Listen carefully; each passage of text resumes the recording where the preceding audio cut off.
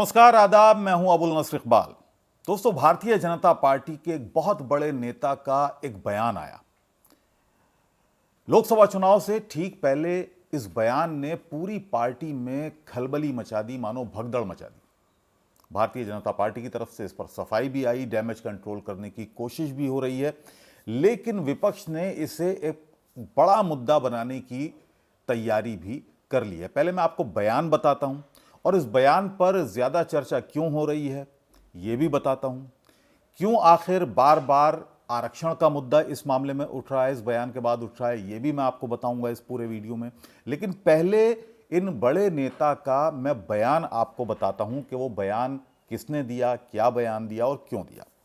दरअसल यह बयान दिया है भारतीय जनता पार्टी के कद्दावर नेता अनंत कुमार हेगड़े ने।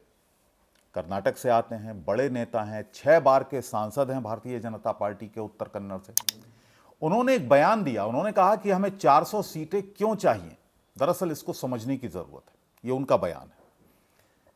उन्होंने कहा कि हमें 400 सीटें चाहिए लोकसभा में, राज्यसभा में 2/3 बहुमत चाहिए, ताकि हम संविधान को बदल सकें, संविधान में बदलाव कर सकें, संशोधन कर सकें और जो विकृत संविधान है उसमें पूरी तरह से हम उसको ठीक कर सकें। यह उनका बयान आया है कि 400 का पार नारा प्रधानमंत्री इसलिए दे रहे हैं क्योंकि संविधान संशोधन में हमें किसी तरह की प्रॉब्लम ना आए। अगर हम आज संविधान करते हैं तो 2/3 बहुमत हमारे पास राज्यसभा में नहीं है, इसके अलावा 20 राज्यों में हमारी सरकार होनी चाहिए।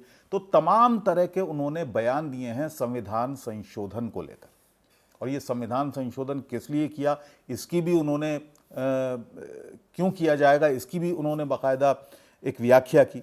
उन्होंने कहा कि जो संविधान संशोधन कांग्रेस के राज में हुए वो तमाम संविधान संशोधन हिंदू विरोधी थे, लिहाजा उनको ठीक किए जाने की जरूरत है। ये लब्बो लुबाब उनके इस बयान का आता है। इस पर भारतीय जनता पार्टी ने फौरन ही एक बयान जारी किया। उन्होंने कहा कि यह अनंत कुमार हेगड़े का जाती बयान है, अपना बयान है। इसके अलावा भारतीय जनता पार्टी का इस बयान से उनके कोई लेना देना नहीं है। यह भारतीय जनता पार्टी ने फौरन ही एक विज्ञप्ति जारी की, प्रेस विज्ञप्ति जारी की और उसके बाद जवाब भी मांगा। अनंत कुमार हेगड़े से एक जवाब भी मांगा उनकी पार्टी ने, यानी भारतीय जनता पार्टी ने, कि आखिर उन्होंने ये बयान क्यों दिया है। अब इस पर चर्चा हो रही है। एक खलबली की स्थिति भारतीय जनता पार्टी के अंदर है। भारतीय जनता पार्टी के तमाम नेता डैमेज कंट्रोल करने में लगे हैं। क्यों करने में लगे हैं? क्योंकि इस तरह के बयानों का खामियाजा भारतीय जनता पार्टी पहले भी भुगतती आई है। क्यों ये बयान दिए जाते हैं, क्या वजह है इन बयानों को देने की, ये जानकारों की क्या राय है, ये भी मैं आपको आगे बताने वाला हूं। लेकिन इससे पहले भी, ये कोई नया बयान नहीं है, इससे पहले भी भारतीय जनता पार्टी के नेता, आरएसएस के नेता इस तरह के बयान देते रहे हैं। और ये बयान क्यों देते हैं? क्योंकि ये मामला आरक्षण से कहीं ना कहीं जाकर जुड़ जाता है, लिहाजा इस तरह के बयान सामने भारतीय जनता पार्टी के नेताओं के आते रहते हैं। आरक्षण से क्यों जुड़ता है ये मामला? क्योंकि एक आम राय है कि भारतीय जनता पार्टी, आरएसएस आरक्षण की विरोधी पार्टियां हैं। 1990 तक आरक्षण का विरोध उन्होंने किया, खुलकर किया, और अभी भी धीरे धीरे कभी ना कभी ये बयान इस तरह के आरक्षण को लेकर आते रहते हैं। मोहन भागवत का आपको 2015 में दिया गया बयान आपको याद होगा, जिसमें उन्होंने कहा था कि आरक्षण की समीक्षा होनी चाहिए, एक समिति बननी चाहिए, किसको आरक्षण मिलना चाहिए ये तय होना चाहिए। और उसके बाद क्योंकि बिहार में उस समय चुनाव होने थे तो 91 सीटें भारतीय जनता पार्टी की थीं, जो उस बयान के बाद 53 सीटों पर पूरा मामला सिमट गया था, ये आपको याद होगा। लेकिन उसके बाद फौरन ही भारतीय जनता पार्टी ने डैमेज कंट्रोल करने की कोशिश की, लेकिन बहुत देर हो चुकी थी। अभी भी भारतीय जनता पार्टी के नेताओं की तरफ से, आरएसएस की तरफ से इस तरह के बयान आ रहे हैं कि आरक्षण को कोई नहीं हटाएगा, आरक्षण पर हम विचार नहीं कर रहे हैं, आरक्षण के पर संशोधन पर विचार नहीं कर रहे हैं। लेकिन ये बयान आते रहते हैं। उसके बाद आपको याद होगा 2017 में आरएसएस के विचारक मनमोहन वैद्य का एक बयान आया। वो मनमोहन वैद्य का जो बयान था वो भी मैं आपको बताता हूं पूरा बयान क्या था। उन्होंने कहा था कि आरक्षण के नाम पर सैकड़ों साल तक लोगों को अलग करके रखा गया, जिसे खत्म करने की जिम्मेदारी हमारी है। इन्हें साथ लाने के लिए आरक्षण को खत्म करना होगा। आरक्षण देने से अलगाववाद को बढ़ावा मिलता है। आरक्षण की बजाय अवसर को बढ़ावा देना चाहिए। यह मनमोहन वैद्य का बयान था उस समय का, 2017 का। इसके बाद भी काफ़ी बवाल हुआ और उसके बाद भी सफाइयाँ दी गई कि नहीं हम आरक्षण के विरोध में नहीं हैं। मोहन भागवत का बयान हमने आपको बताया।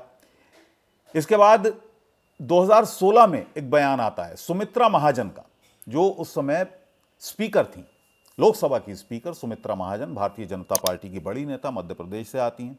उनका भी बयान इसी तरह का आया। उन्होंने कहा कि 10 साल तक आरक्षण देने की बात कही गई थी संविधान में और 10 साल के बाद इसकी समीक्षा होनी जरूरी थी।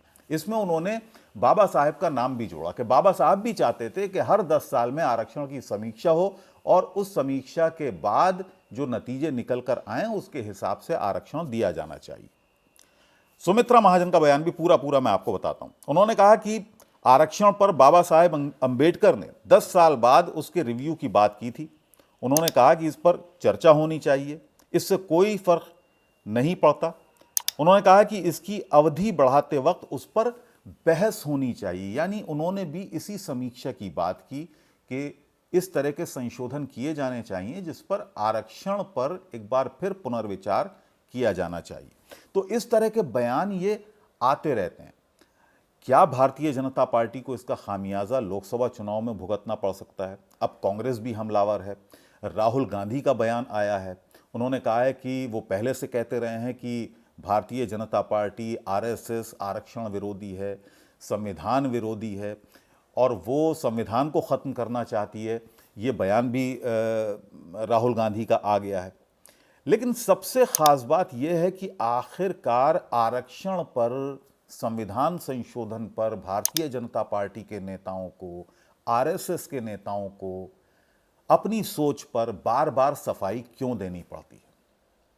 दोस्तों, इसका जो जानकार कहते हैं उनका मानना यह है कि भारतीय जनता पार्टी के नेता, आरएसएस के नेता दरअसल जनता का मूड भांपने के लिए इस तरह के बयान देते हैं, बार बार देते हैं और जैसे ही मामला उल्टा पड़ता है अपने बयान से वो किनारा कर लेते हैं। या पार्टी के जो बड़े नेता हैं वो ये कह देते हैं कि फला नेता का ये बयान उनका एक जाती बयान था और उनका व्यक्तिगत बयान था, लिहाजा पार्टी से उसका कोई लेना देना नहीं है। क्या ऐसा है कि वो मूड भांपने की कोशिश करते हैं और एक देश में एक राय बनाने की कोशिश करते हैं जिससे कि संविधान संशोधन की दिशा में वो आगे बढ़ सकें? आरक्षण पर फैसला लेने से पहले इस तरह के वो बयान देते हैं। अब ये जो 400 सीटों का नारा प्रधानमंत्री ने दिया है, उसी का हवाला अनंत कुमार हेगड़े ने अपने इस बयान में दिया है। उन्होंने कहा है कि 400 सीटें हमें क्यों चाहिए। उन्होंने कहा कि जो विकृत संविधान है, विकृत लफ्ज का उन्होंने इस्तेमाल किया है, विकृत का मतलब आप समझते हैं, उसको बदलने की जरूरत है और वो तभी बदला जा सकता है जब हमारे पास 2/3 बहुमत हो लोकसभा में, राज्यसभा में और 20 राज्यों में हमारी सरकार हो, तब हम इस पर कोई ठोस फैसला ले सकते हैं।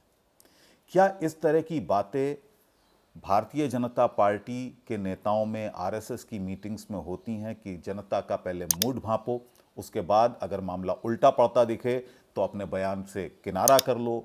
पार्टी के बड़े नेता आकर ये कह दें प्रेस में कि इसका हमसे कोई लेना देना नहीं। अब सवाल ये उठता है कि क्या लोकसभा चुनाव में इसका कोई असर देखने को मिलेगा? तो दोस्तों, पूरा विपक्ष जिस मुद्दे के इंतजार में था और क्योंकि लगातार इस तरह के बयान विपक्ष की तरफ से आ रहे हैं, खास तौर से राहुल गांधी जो न्याय यात्रा निकाल रहे हैं, उसमें वो ये बात जोर शोर से उठा रहे हैं कि जातिगत जनगणना होनी चाहिए, जिसकी जितनी संख्या भारी उसकी उतनी हिस्सेदारी। इस तरह के नारे वो अपनी रैलियों में कर रहे हैं, इस न्याय यात्रा में उठा रहे हैं। तो दोस्तों, एक बड़ा मुद्दा भारतीय जनता पार्टी के नेता ने फिलहाल कांग्रेस को दे दिया है, पूरे विपक्ष को दे दिया है और इसका असर लाजमी तौर पर आने वाले लोकसभा चुनाव पर पड़ेगा। इस वीडियो में इतना ही। अगले वीडियो में आपसे फिर मुलाकात होगी। नमस्कार।